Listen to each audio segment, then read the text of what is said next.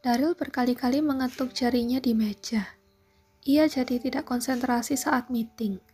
Pikirannya bercabang antara Farah yang sakit dan juga hari ulang tahun pernikahan orang tuanya. Kira-kira begitu, Pak. Apa Bapak setuju dengan kami? Tanya salah satu rekan yang diajak meeting saat itu. Setuju, saya setuju. Jawab Daryl langsung tanpa basa-basi. Kalau dari Pak Daryl sudah setuju berarti meeting ini kita bisa akhiri sekarang. Terima kasih untuk waktunya, dan izinkan saya untuk permisi duluan karena ada hal penting yang harus saya selesaikan, kata Daryl langsung. Ia sudah menahan kesabarannya sedari tadi. Akhirnya setelah kata setuju tadi terucap, Daryl pun segera menyudahi meeting itu dan melesat pergi dari ruangan. Maya, tolong kamu buat laporan hasil meeting tadi dan kirim ke email saya. Saya pulang duluan, bye. Daryl berpamitan dengan Maya dan langsung pergi menghilang hanya dalam satu kedipan mata. Padahal Maya belum menjawab apa-apa, tapi atasannya itu tahu-tahu sudah bubar jalan. Tak berselang lama, telepon di meja kerja Maya berbunyi. Ia segera menjawab telepon tersebut. Maya, teriak orang di seberang telepon yang tentu saja Maya tahu siapa orangnya. Padahal belum sampai 5 menit barusan menghilang, tapi kini malah sudah telepon lagi. Iya Pak, kunci mobil, tolong ambilkan kunci mobil saya. Ada di ruangan saya, Mai. Coba kamu lihat di atas meja atau di laci, ucap Daryl dengan nada suara sedikit panik. Baik Pak, Maya dengan cepat masuk ke ruangan Daryl dan mencari-cari kunci mobil milik Daryl di atas meja kerjanya. Hampir semua yang ada di atas meja dibongkar oleh Maya. Tapi tak juga ia temukan kunci mobil tersebut. Di mana sih? Katanya di meja. Laci juga ya? Maya ingat kalau tadi Daryl sempat mengatakan di meja atau di laci. Karena di meja tidak ada, ia pun segera mencari ke laci. Begitu membuka laci, bukan kunci mobil yang pertama ia lihat, tapi banyaknya kotak yang berisi alat pengaman untuk bercinta. Daryl memang meletakkan benda keramat itu di sana. Karena belakangan ini sepulang dari kantor, biasanya Daryl pasti mampir ke apartemen Farah. Kalau ia letakkan di rumah, tentunya tidak aman karena ada banyak asisten rumah tangga yang selalu merapikan kamarnya. Hingga ke sudut tak terlihat sekalipun. Astaga, kenapa ada barang begini di sini? Maya jadi salah fokus. Ia malah tertarik dengan benda itu. Wah, ternyata banyak macamnya ya. Ada yang rasa-rasa juga. OMG, gara-gara terlalu kepo dengan barang itu, Maya sampai lupa dengan tujuan utamanya mencari kunci mobil. Deringan telepon di meja kerja Daryl membuyarkan kesibukan Maya meneliti satu persatu benda keramat milik Daryl itu. Maya menepuk dahinya, merasa bodoh karena lupa akan tujuan utamanya mencari kunci. Pasti ini si bos yang menelepon karena Maya tak kunjung datang membawa kunci. Segera Farah mencari kunci mobil Daryl sebelum ia menjawab panggilan telepon tersebut. Yes, ketemu. Begitu menemukan kunci mobil Daryl di laci, Maya langsung menjawab telepon yang sedari tadi berdering itu. Maya! Iya Pak, jawab Maya dengan gelagapan sekaligus ketakutan. Pasti atasannya ini akan marah karena Maya terlalu lama dan tak kunjung datang membawa kunci mobilnya. Kenapa lama sekali? Bentak Daryl. Ini tadi saya bingung mencari kuncinya, Pak. Kan sudah saya bilang di atas meja atau di laci. Belum ketemu juga. Sudah, Pak. Sudah ketemu. Saya bawakan ke sana sekarang. Maya segera menutup panggilan telepon itu.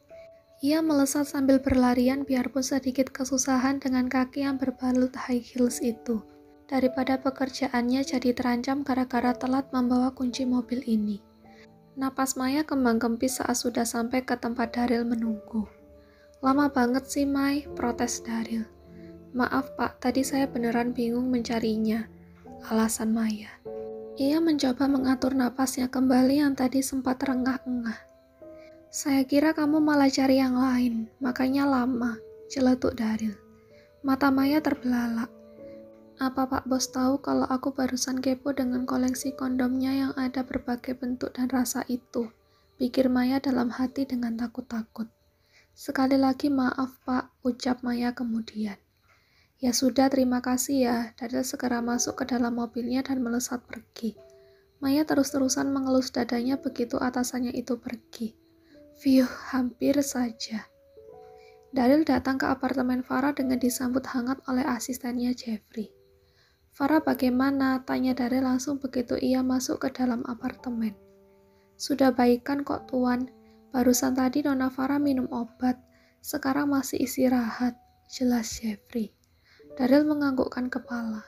Apa ada orang yang menghubungi Farah? Ada tuan muda. Siapa? Teman Nona Farah semasa sekolah dulu. Tadi juga sempat berkunjung ke sini dan lama mengobrol dengan Nona Farah di dalam. Namanya Nona Cynthia, tuan. Jelas Jeffrey. Oh, Cynthia. Dia istri dari Pak Andre, direktur keuangan di kantor. Hah? Serius, tuan? Mata Jeffrey membulat. Daryl mengangguk. Serius dong, memangnya kenapa? Jeffrey sedikit kaget. Itu. Apa sih Jeff, kamu gak jelas banget. Itu apa maksud kamu? Saya pernah lihat Pak Andre keluar dari penginapan bintang 3 bersama seorang perempuan muda, tuan. Jadi saya kira kalau Pak Andre belum menikah. Atau kalaupun sudah menikah, mungkin tipe istrinya tidak seperti apa, sela Daryl. Yang tadi, Nona Cynthia itu. Maaf, badannya sedikit berisi. Saya pikir kalaupun Pak Andre punya istri, pasti tidak mungkin yang seperti itu. Ternyata saya salah, tuan. Daryl menghela napasnya. Sebenarnya saya sempat beberapa kali mendengar desas-desus kalau Pak Andre suka jajan sembarangan juga di luar. Tapi bagi saya selama itu tidak merugikan perusahaan, dan selama saya menyukai cara kerja dia yang sangat profesional itu, jadi saya tidak mempermasalahkan. Mungkin aja dalam rumah tangga pasti ada rasa bosan, makanya dia jajan di luar. Lagi pula saya sendiri bukan orang suci, saya juga pernah menjadikan Farah sebagai simpanan saya kan.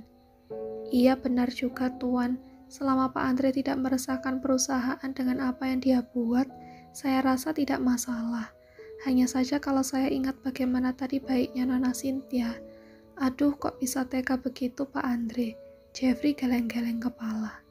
Jeff, laki-laki itu godaannya harta, tahta, dan wanita. Jeffrey mengangguk. Iya juga sih tuan. Saya sendiri juga sering oleng kalau lihat cewek bening. Jeffrey menggaruk kepalanya yang tak gatal. Sadar akan dirinya yang juga belum bisa menahan matanya kalau melihat yang bening-bening. Saya mau lihat Farah sebentar ya, kata Daryl sambil berjalan ke arah kamar Farah. Baik tuan muda. Daryl membuka pintu kamar Farah yang tidak terkunci. Ia pun melihat sosok kekasihnya yang sedang tertidur sambil ditutup selimut sampai di dadanya. Daryl mendekat dan duduk di sisi ranjang sebelah Farah. Ia mengelus pelan dahi Farah. Sudah tidak demam, syukurlah, gumam Daryl. Farah membuka perlahan kelopak matanya. Sadar akan kehadiran seseorang. Ia melirik ke sisi samping. Rupanya ada kekasihnya yang sudah di sini. Sayang, kamu sudah dari tadi, tanya Farah sambil merenggangkan tubuhnya sejenak. Baru aja kok, kamu istirahat aja, supaya cepat membaik. Aku udah baikan kok. Farah langsung mengubah posisinya menjadi duduk dan menyandarkan punggungnya di headboard ranjang. Aku sudah tidak demam. Dan pusingku juga sudah hilang. Apa kamu yakin? Tanya Daryl khawatir. Farah mengangguk. Yakin, ini berkat bantuan Jeffrey juga. Dia cukup telaten merawat orang sakit. Oh ya?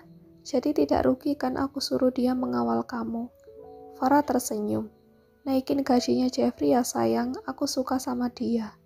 Mata Daryl membulat saat mendengar kata-kata Farah. Kamu bilang apa? Kamu suka sama Jeffrey? Daryl mulai tidak tenang.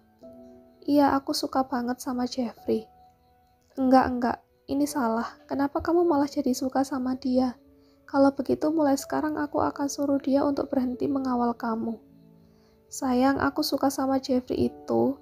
Maksudnya suka cara kerja dia. Dia itu orangnya cepat tanggap, inisiatif tinggi. Susah kan cari orang seperti dia. Apalagi dia jujur juga. Jelas Farah. Daryl lantas membulatkan bibirnya begitu mendengar penjelasan yang sebenarnya dari Farah. Oh, jadi itu maksudnya. Bilang dong. Emang kamu mikirnya gimana? Selidik Farah. Daryl langsung nyengir memamerkan gigi. Enggak, aku pikir kamu suka dalam artian suka yang sebenarnya. Ternyata suka cara kerja dia. Jeffrey memang aku latih untuk begitu, sayang. Dulu waktu pertama kerja denganku ya tentu saja tidak seperti ini. Semua pakai proses yang panjang. Jelas Daryl. Farah mengangguk-anggukkan kepalanya mendengar kata-kata Daryl itu. Oh iya, malam ini ada acara anniversary pernikahan orang tuaku. Ada perayaan kecil-kecilan di hotel. Sebenarnya aku ingin mengajakmu untuk bertemu orang tuaku malam ini. Cuma sepertinya kamu masih perlu istirahat. Jadi akan aku atur ulang lagi pertemuan kalian. Terang Daryl. Apa tidak masalah kalau aku tidak datang malam ini? Tanya Farah. Sebenarnya aku sudah bilang ke Mami dan Daddy kalau malam ini aku akan datang bersama kamu. Tapi kamu kan masih sakit, jadi... Farah meraih tangan Daryl dan menggenggamnya. Aku sebenarnya mau bertemu orang tuamu. Tapi ada rasa sedikit ragu karena aku pasti harus berbohong masalah siapa diriku dan pekerjaanku. Apa kamu tidak masalah kalau saja suatu hari nanti kebohonganku itu terbongkar oleh mereka? Tanya Farah dengan khawatir. Percaya sama aku, semua akan baik-baik aja. Nanti kita pikirkan alasan yang masuk akal supaya orang tuaku percaya dengan siapa sebenarnya kamu. Aku yakin tidak susah membuat mereka percaya. Dan orang tuaku pasti senang bertemu denganmu, kata Daryl berusaha meyakinkan Farah. Jadi apa kamu mau bertemu dengan orang tuaku malam ini? Farah terdiam sejenak sambil menghela napasnya. Kemudian seulah senyum terpasang di wajahnya. Apa di sana ada banyak makanan? Tanya Farah dengan sedikit lebih antusias. Daryl tertawa mendengarnya. Dasar otak makanan, sudah jelas banyak makanan dong. Gimana? Memangnya kamu sudah sehat? Sudah, aku sudah sehat kok. Ayo kita siap-siap bertemu orang tuamu, kata Farah sambil bangkit dari ranjangnya.